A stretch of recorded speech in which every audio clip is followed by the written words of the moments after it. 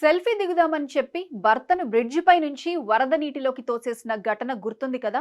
నదిలో బండరాయిపై నిలబడి కేకలు వేస్తున్న భర్తను స్థానికులు తాడు సాయంతో లాగిన వీడియోలు తెగ వైరల్ అయ్యాయి. ఒడ్డుపైకి వచ్చాక భర్త భార్యపైనే ఆవేశంతో ఊగిపోయాడు. తన భార్య తోసేసిందని ఆగ్రహంతో పళ్ళు నూరాడు. భార్య మాత్రం నేను తోసేయలేదని ప్రమాదవశాత్తు పడిపోయాడని అమాయకంగా వాదిస్తుండటంతో ఏది నిజమో తెలియక స్థానికులు తలపట్టుకున్నారు. చివరకు ఇద్దరిని పోలీసులకు అప్పగించారు. తర్వాత ఏమైందో వారం రోజులుగా ఎలాంటి అప్డేట్ లేదు. వివాదం సద్దుమణిగిందేమోనని అందరూ అనుకుంటున్న తరుణంలో సంచలన విషయం వెలుగులోకి వచ్చింది. భర్తపైనే కేసు నమోదు చేయడం సంచలనం సృష్టిస్తోంది. నదిలో నుంచి బయటపడ్డ తాతప్పది కర్ణాటకలోని రాయచూరు జిల్లా దేవసూగూరు గ్రామం. అతని భార్య గడ్డెమ్మది యాద్గిర్ జిల్లాలోని వడ్డేగేరి గ్రామం. వీరిద్దరికీ 3 నెలల క్రిందట పెళ్లి జరిగింది. నదిలో నుంచి భర్త ఒడ్డుకు చేరిన తర్వాత వాదులాడుకుంటున్న భార్యాభర్తలను స్థానికులు పోలీసులకు అప్పగించారు. ఇరువైపుల కుటుంబ సభ్యులను పోలీస్ స్టేషన్కు పిలిపించి ఫిర్యాదులను తీసుకుని ఇళ్లకు పంపించారు. దర్యాప్తు ప్రారంభించిన పోలీసులు పెళ్లి కార్డు సహా ఇద్దరి ధృవపత్రాలు అడిగారు.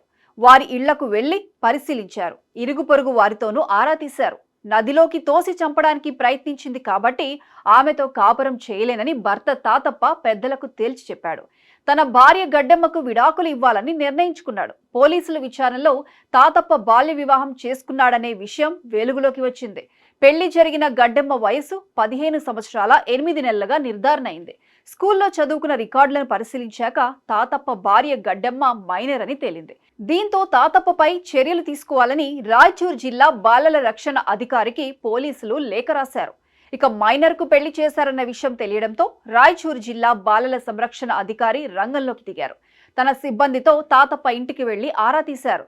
సిడిపిఓతో పాటు గ్రామ పంచాయతీ సిబ్బంది, కుటుంబ సభ్యులు, ఇరుగు పొరుగు వారితో పాటు బంధువుల నుండి కూడా వివాహం గురించి సమాచారాన్ని సేకరించారు. ఇక జూలై 21 లోపు సరైన పత్రాలు అందించకుంటే బాల్య వివాహ చట్టం కింద ఎఫ్ఐఆర్ నమోదు చేస్తామని ఇరువురి కుటుంబ సభ్యులకు పోలీసులు వార్నింగ్ ఇచ్చారు. గడువు ముగిసినా సర్టిఫికెట్లు ఇవ్వకపోవడంతో పోలీసులే స్వయంగా వివరాలు సేకరించి నిర్ధారించుకున్నారు. తాతప్పపై పోక్సో సెక్షన్ కింద కేసు నమోదు చేశారు.